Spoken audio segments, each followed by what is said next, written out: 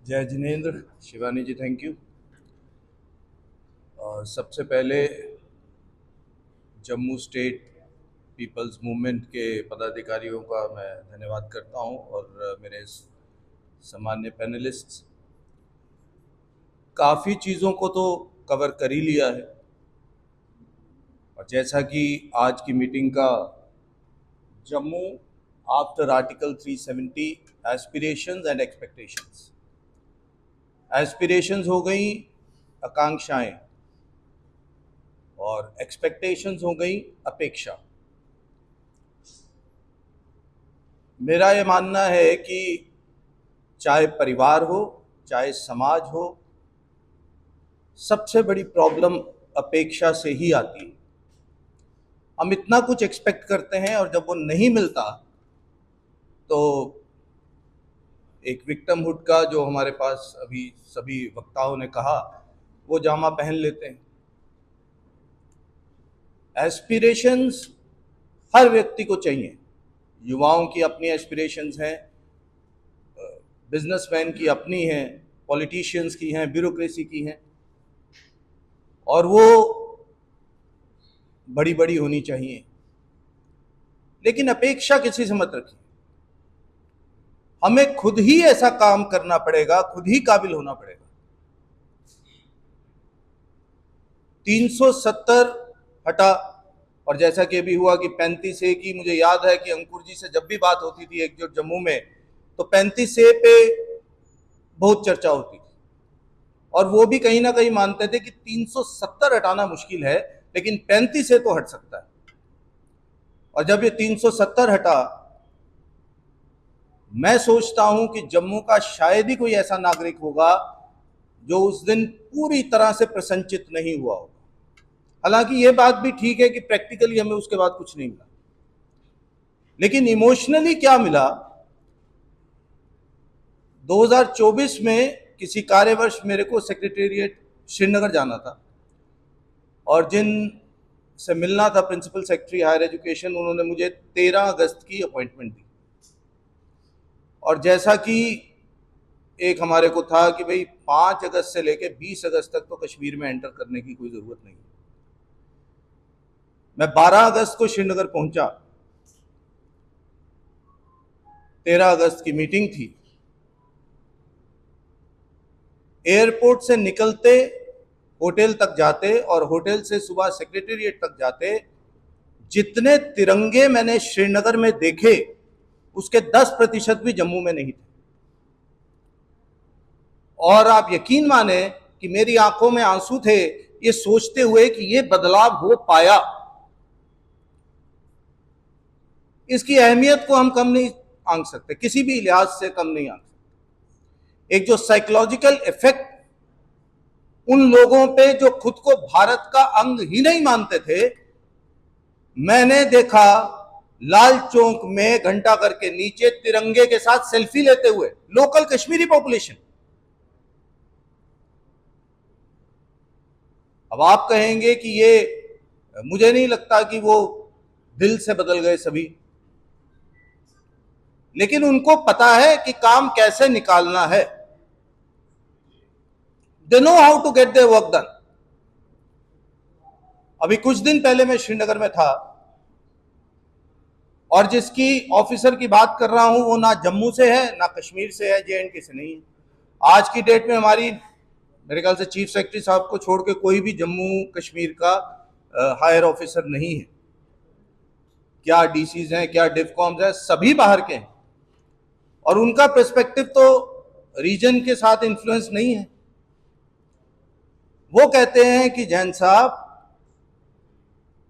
जनाब जनाब करके ये अपना काम निकलवा ही लेते। स्ट्रीट लाइट्स लगी, स्मार्ट सिटी श्रीनगर का बजट खत्म हो गया, वो AMC नहीं दे पाए। और मेरे सामने वो कहता है कि इतने मुझे फोन आए कि सर AMC तो दीजिए, खराब हो रही है। और मैंने फिर किसी और के बजट से निकाल के उनको बजट दिया। मैं अपना पर्सनल एक्सपीरियंस बताता हूं। मेरे टाइल मैन्युफैक्चरिंग यूनिट है, ये 370 की पहले की बात है। जम्मू में फ्लोरिकल्चर डिपार्टमेंट, कश्मीर में फ्लोरिकल्चर डिपार्टमेंट। उस समय पार्क्स फ्लोरिकल्चर डिपार्टमेंट्स के अंडर होते थे, टाइल्स लगती थी। Jammu Kashmir budget same, minister same, bureaucracy same, लेकिन जम्मू में कहते थे कि सस्ते से सस्ती दीजिए और वो कहते थे बढ़िया से बढ़िया दीजिए। हमने जब से होश संभाला है, हमने 3 प्रकरण देख लिए। एक तो 370 से पहले जेन्युइनली हमारी तो कहीं चलती नहीं थी। फिर आया एक टाइम 5 अगस्त 2019 के बाद, कश्मीरियों की सरकार नहीं थी। जैसे हम खुद को गुलाम महसूस करते थे, वो खुद को गुलाम महसूस कर रहे थे। ब्यूरोक्रेसी उनकी नहीं थी, किसी भी तरह का कंट्रोल नहीं था। लेकिन हमारी डेवलपमेंट तब भी नहीं हुई। फिर अब एक टाइम देखा है कि एक सरकार आ गई, अभी भी पुलिस उस सरकार के अंडर नहीं, वो एक हवलदार की भी ट्रांसफर नहीं कर सकते, लेकिन फिर भी हमारे काम नहीं हो रहे हैं। और अभी आप जाओ कश्मीर में, फर्स्ट क्लास काम हो रहे हैं। उनके आप पार्क देखें, उनकी सड़कें देखें। अगर वैसे कंपैरिजन करूं तो ऐसा लगता है कि हम सर्वेंट क्वार्टर में हैं, उनको एक बेंगलो मिला हुआ। और ये नहीं है कि हमारे पास नेचुरल ब्यूटी नहीं है। अभी सर ने बताया टूरिस्ट हमारे पास ज्यादा है। तो हम ये तो नहीं है कि आईना देखते हुए ये नहीं देख रहे कि यार हमारे ऊपर ही धूल है, हम ही नहीं कुछ कर रहे। एक मां भी बच्चे को दूध तब तक नहीं पिलाती जब तक वो रोता नहीं। और जब तक ये बात हो रही है, हमने कभी अपनी कोई डिमांड रखी ही नहीं।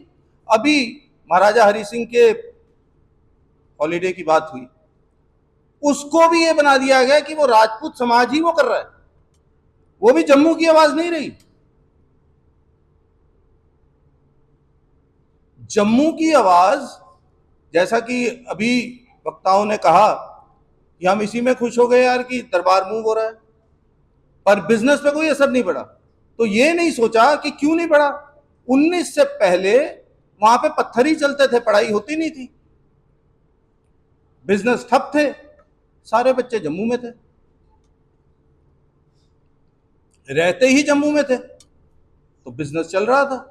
19 के बाद वहां पे हालात ठीक हो गए, स्कूल खुलने शुरू हो गए, सारी सिस्टम उनका ठीक हो गया, पत्थरबाजी बंद हो गई, तो वो यहां पर आना बंद कर गए। एक समय था सारा बिजनेस ही जम्मू वाले कश्मीर का कंट्रोल करते थे।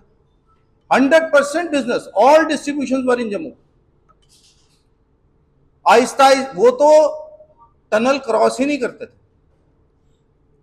Kashmiri people never used to cross the tunnel. Delhi जाते ही नहीं थे, बॉम्बे जाते ही नहीं थे। जम्मू वालों ने ही अपने ऑफिसेज वहां बनाए हुए थे। I come from a business community, सारा काम ही जम्मू के लोग वहां करते थे। और जब दरबार मूव होना, वो सब जम्मू से शॉपिंग करके श्रीनगर जाते थे। आज की डेट में वहां जो सामान है जम्मू में है ही नहीं, वो सीधा दिल्ली जाते हैं, सीधा बॉम्बे जाते हैं। कुछ 1-2 कंपनियां होंगी जिन्होंने डिस्ट्रीब्यूटर जम्मू में रहने दिए, नहीं तो सबने कश्मीर में शिफ्ट कर दिया।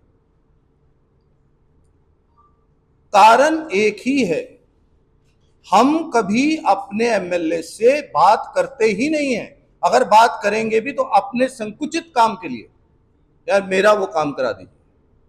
हमने कभी एक प्रेशर टैक्टिक, मुझे लगता है कि आज तक सिर्फ एक बार हम इकट्ठे हुए 2008 में बाबा अमरनाथ की बदौलत, कि पूरा जम्मू संभाग एक ही आवाज में बात कर रहा था। वो अलग बात है कि उसको अभी हमने जो एडवांटेज लेना था नहीं ले पाए, लेकिन उसके बाद हम कभी एक आवाज में ऐसा प्रेशर पैदा कर सके कि वो हमारी बात सुने। वो प्रेशर पैदा करने का हम में साहस ही खत्म हो चुका है। मुझे याद है 370 से पहले श्रीनगर इंजीनियरिंग कॉलेज में कुछ बच्चों के साथ गड़बड़ हुई थी, और उस समय बीजेपी और पीडीपी की मिलीजुली सरकार थी।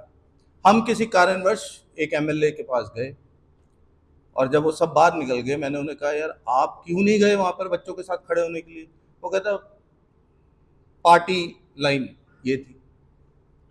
और मैंने उसको कहा, मैं कहा हमारे लिए अब मुसीबत जम्मू वालों के लिए आ गई है कि पहले तो हम गालियां निकाल देते थे, आपको गाली भी नहीं निकाल सकते।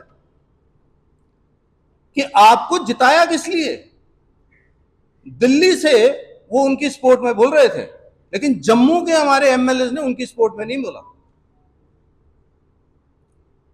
तो कहीं कमी हम में ही है, ना हम ब्यूरोक्रेसी के ऊपर प्रेशर बना पाते हैं। आज की डेट में ट्रेडर्स की आवाज भी जीरो, इंडस्ट्री की आवाज जीरो, पॉलिटिकली जीरो। हम कहीं भी अपनी बात एक एसोसिएशन के तौर पे, स्टेट लेना तो एक बहुत बड़ी लंबी जर्नी है। जैसे सर ने कहा, झारखंड बना, कितने लोगों ने शहादत दी, हमारी अमरनाथ एजिटेशन में ही कितने लोगों का बलिदान हो गया। तो स्टेट ऐसे तो है नहीं कि चम्मच में डाल के आपको मिल जाएगी। उससे पहले हमें जितना काम करना पड़ेगा,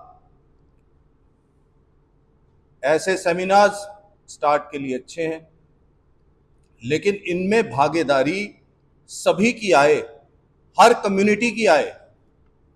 हर कम्युनिटी की भागीदारी सिर्फ इसलिए ना आए कि मेरी बात रख दी जाए, लेकिन इसलिए आए कि हमें अपने जम्मू को आगे बढ़ाना है, हमारे बच्चों का भविष्य देखना है।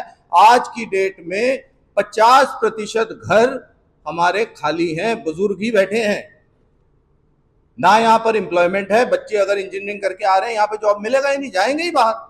और जो एक बार बाहर गया वो जम्मू वापस नहीं आता। ये रिटायरमेंट होम जम्मू बन जाएगा।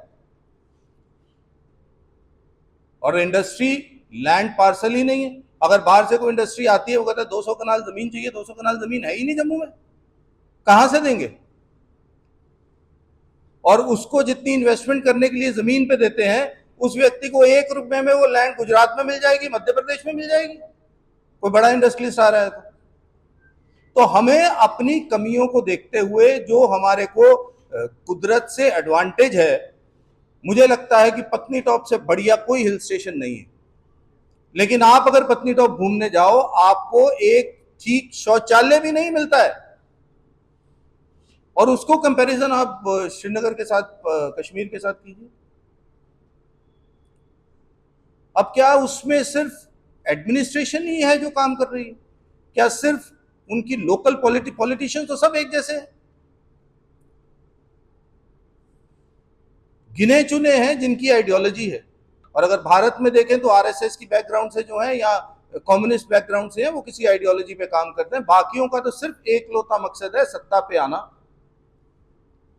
और वोट लेना। तो अगर हम जम्मू वाले, अगर ये हो जाए कि जो हमारे लिए ये करेगा उसी को वोट मिलेगा, तो क्यों नहीं काम करेंगे महाराज? क्यों नहीं काम होगा? उनको तो वोट चाहिए। अभी जीत गए, नहीं काम कर रहे, 5 साल के बाद आप उतार फेंकिए।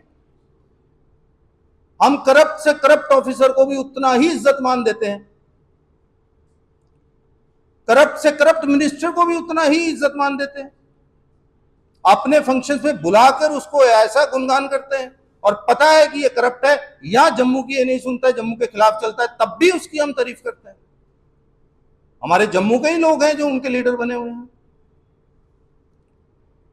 मूवमेंट तो ये हो कि जो जम्मू की सुनेगा, जैसे वो था जो हिंदू हित की बात करेगा वही भारत पे राज करेगा, जो जम्मू हित की बात करेगा वही जम्मू से एमएलए चुना जाएगा।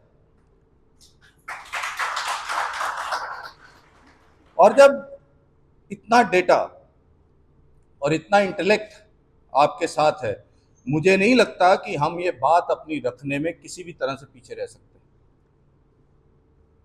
Point is to keep the facts अपनी, जैसे कहा कि वो कंफ्यूज नहीं है। और ये सिर्फ मैं जम्मू की नहीं बात मानता, पूरे भारत का ये हमारा प्रॉब्लम है कि हम ही कंफ्यूज हैं, वो बिल्कुल क्लियर है। उनके मन में कोई डाउट नहीं है, हमारे मन में ही डाउट है।